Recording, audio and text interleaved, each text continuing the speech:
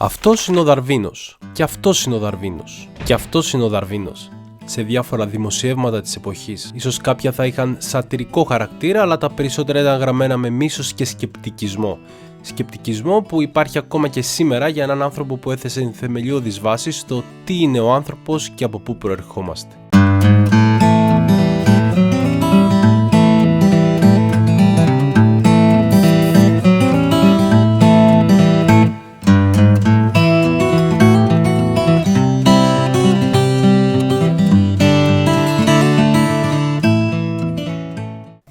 Ο Δαρβίνος ήταν ο άνθρωπος που έθεσε την θεμελιώδης βάση στο τι είναι ο άνθρωπος και από πού προερχόμαστε. Έτσι δεν είπα πριν? Σωστά.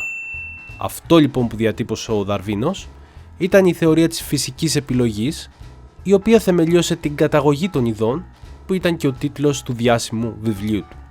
Φυσική επιλογή θεωρείται ακόμα και σήμερα ως ο κύριος μηχανισμός και το κλειδί της εξέλιξης. Ας πάρουμε όμως τα πράγματα ξεχωριστά, αναλύοντας κάποιους ιδιαίτερους όρους, αλλά και τον ίδιο τον Δαρβίνο, που θα βοηθήσουν στο να γίνει κατανοητό αυτό το βίντεο. Ο Κάρολος Δαρβίνος γεννήθηκε στο Σρούμπερι της Αγγλίας στις 12 Φεβρουαρίου του 1809, σε μια σχετικά εύπορη οικογένεια για τα δεδομένα της εποχής. Ο Δαρβίνος ξεκίνησε να σπουδάζει ιατρική το 1826 στο Πανεπιστήμιο του Εδιμβούργου, αλλά τα αποτελέσματα δεν ήταν ικανοποιητικά, ήταν περισσότερο καταστροφικά. Το μόνο που θα τον παθιάσει είναι η χημεία και προφανώς η φύση. Το υπέροχο ταξίδι του, που θα ζήλευα ακόμα κι εγώ και εσύ, ξεκινάει στις 27 Δεκεμβρίου το 1831 από το Plymouth της Αγγλίας, όπου αυτό έμελε να αλλάξει την ιστορία. Αυτό που έκανε ήταν να ταξιδέψει για 5 χρόνια, μελετώντας κάθε είδος από κάθε περιοχή που έφτανε το πλοίο. Στα νησιά Γαλαμπάκος όμως ήταν αυτό που τελικά θα άλλαζε τα πάντα. Εκεί ο Δαρβίνος είδε την εξέλιξη μπροστά στα μάτια του.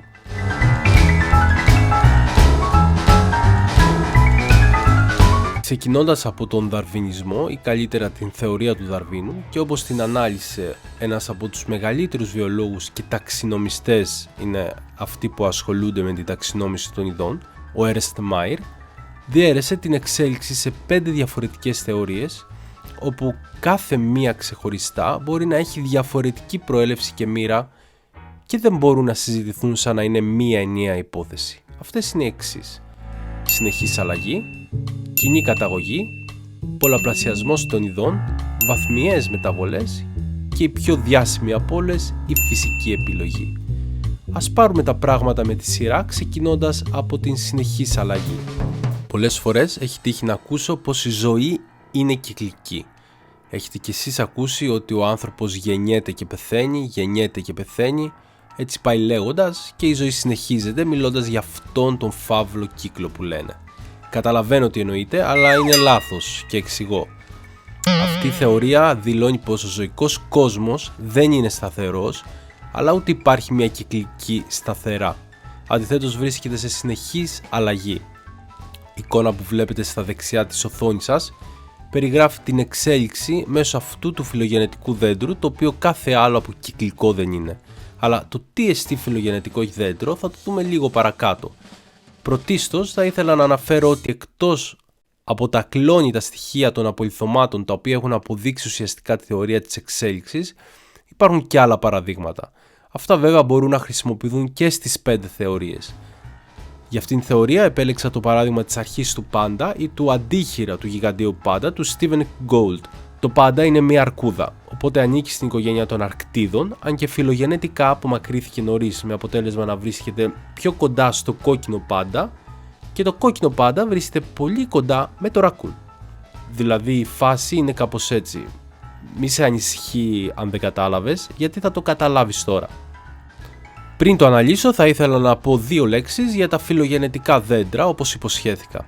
Σκεφτείτε ένα κλασικό οικογενειακό δέντρο. Υπάρχει ο αδερφός, ο πατέρας με τα αδέρφια τους, η μητέρα με τα αδέρφια της, οι παππούδες με τους γονείς και τα αδέρφια τους, και πάει λέγοντας.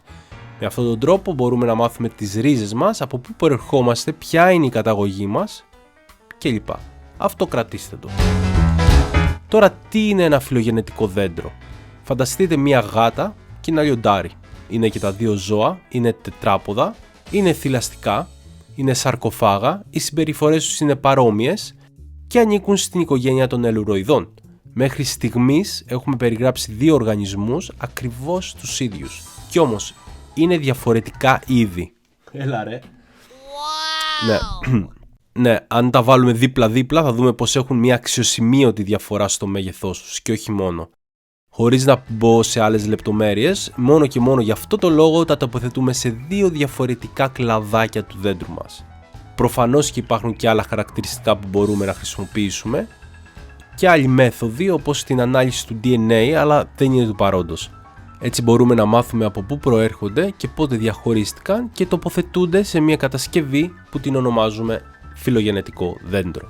Το ίδιο ισχύει και για το γιγαντιαίο πάντα, όπου στην κουκκίδα φαίνεται πότε έγινε ο διαχωρισμός από τις υπόλοιπες αρκούδες. Ίσως έτσι το καταλάβουμε καλύτερα. Σε αυτό το σημείο γίνεται ο διαχωρισμός του πάντα με τις υπόλοιπες αρκούδες και λόγω αυτού του σημείου λέμε ότι το πάντα έχει κοντινότερο συγγενή, το κόκκινο πάντα, το οποίο δεν είναι μια αρκούδα. Τι συνέβη λοιπόν στο γιγαντιαίο πάντα? Στο σημείο του καρπού του εμφανίζεται κάτι σαν ένα έξτρα δάχτυλο. Εξετάζοντας το ανατομικά, παρατηρούμε ότι δεν είναι ένας αντίχειρας, αλλά ένα οστό που εξελίχθηκε στο σημείο του καρπού. Δεν είναι λοιπόν ένα δάχτυλο, είναι ένα κόκαλο, το οποίο οι προγόνοι του πάντα δεν το είχαν, καθώς είχαν συμπεριφορά και διατροφή μιας κλασικής αρκούδας, δηλαδή σαρκοφάγου. Εξού και το πεπτικό σύστημα ενός σαρκοφάγου, αλλά για κάποιο λόγο το γιγαντιαίο πάντα άλλαξε το στυλ της ζωής του. Δηλαδή το σκαρφάλωμα στα μπαμπού και φυσικά την δίαιτά του. Πάντα καταναλώνει από 9 έως 15 κιλά βλαστούς μπαμπού την ημέρα. Μιλάμε για ένα φυτοφάγο ζώο με πεπτικό σύστημα σαρκοφάγου. Στην επιστημονική κοινότητα είναι γνωστό και ως το ζωντανό απολίθωμα, καθώς αυτή τη στιγμή που μιλάμε το πάντα βρίσκεται σε εξέλιξη. Wow! Κοινή καταγωγή ή κοινή κάθοδος, όπως μεταφράζεται σε άλλες γλώσσες, εξηγεί και περιγράφει πως διαφορετικά είδη προέρχονται από ένα κοινό πρόγοντο μέσα από εξελιχτικές γραμμές και διακλαδώσεις. Μια απόδειξη αυτής της θεωρίας είναι οι ομολογίες και οι αναλογίες που παρουσιάζονται σε ομάδες ζωντανών οργανισμών. Ας το εξηγήσουμε καλύτερα. Τι είναι η ομολογία?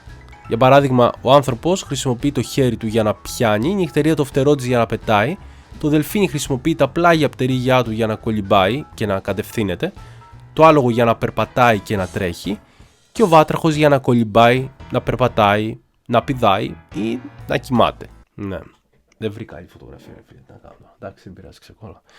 Λοιπόν, οπότε παρατηρούμε, όπως είπε και ο Δαρβίνος, ομοιότητες που έχουν διαφορετική λειτουργία αλλά ίδια προέλευση. Ανατομικά μιλώντας, μόλις περιγράψαμε μέρη του σώματος διαφόρων ζώων που είναι φτιαγμένα και βασισμένα στο ίδιο μοντέλο και όλο αυτό το ονομάζουμε ομολογίες. Ναι, και ο άνθρωπος ζώο είναι. Οκ, λοιπόν. Αντιθέτως, οι αναλογίες είναι η διαφορετική καταγωγή αλλά όμοια λειτουργία. Αυτό σημαίνει ότι τα πτηνά και τα έντομα διευκολύνονται από την αεροδυναμική τους στο να πετάνε, η οποία είναι ανάλογη με την υδροδυναμική του δελφινιού και του ψαριού. Μια πρόσθετη προσπάθεια που πραγματοποιήθηκε από τον Δαρβίνο προς υποστήριξη και απόδειξη της υπόθεσής του συντίθεται από τα υπολείμματα ή κατάλοιπα οργάνων που υπάρχουν στους ενήλικους και στα έμβρια πολλών ζώων. Για παράδειγμα, η παρουσία μικρών οστικών σχηματισμών που βρίσκονται στα κήτη και στα ερπετά μπορεί να εξηγήσει ότι είναι αναλύωτα εξελιχτικά αποθέματα και δείγματα πραγματικών ποδιών των προγόνων τους. Η μεγαλύτερη απόδειξη όλων αυτών βέβαια βρίσκεται στο γενετικό υλικό που πλέον μέσω μιας πολύ απλής τεχνικής, το DNA barcoding, που χρησιμοποιεί σύντομες ακολουθίες του DNA έτσι ώστε να μπορούμε να διαχωρίσουμε το ένα είδος από το άλλο. Πιο συγκεκριμένα χρησιμοποιούμε ένα μικρό κομμάτι του μυτοχονδριακού DNA όπου κωδικοποιεί για το ένζυμο οξυδάση.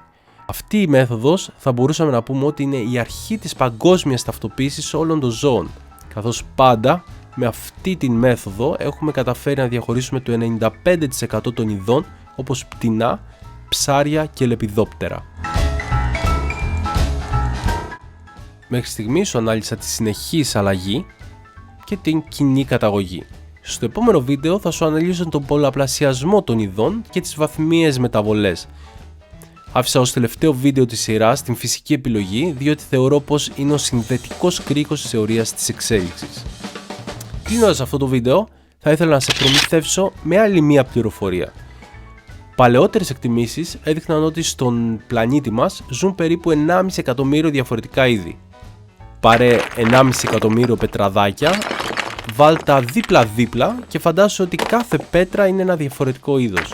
Αν αυτό το νούμερο σου φαίνεται μεγάλο, σίγουρα θα εκπλαγείς στα επόμενα δευτερόλεπτα, γιατί θα μάθεις ότι αυτό ήταν λάθος, καθώς πλέον εκτιμάται ότι τουλάχιστον 8 με 9 εκατομμύρια είδη ζουν ανάμεσά μας. Εμείς γνωρίζουμε μόνο το 10% της συνολικής βιοποικιλότητας. Η βιοποικιλότητα αποτελείται από 3/4 είδη ζώων και από αυτά περισσότερο από τα μισά είναι έντομα. Η πραγματική κυρίαρχη αυτού εδώ του κόσμου. Φαντάσου ότι σε ένα πολύ μικρό Ολλανδικό νησί της Καραϊβικής που ονομάζουμε Σάμπα, εκτιμάται πως υπάρχουν περίπου 8.500 διαφορετικά είδη εντόμων. Δεν είναι και λίγα. Τα λέμε στο επόμενο επεισόδιο.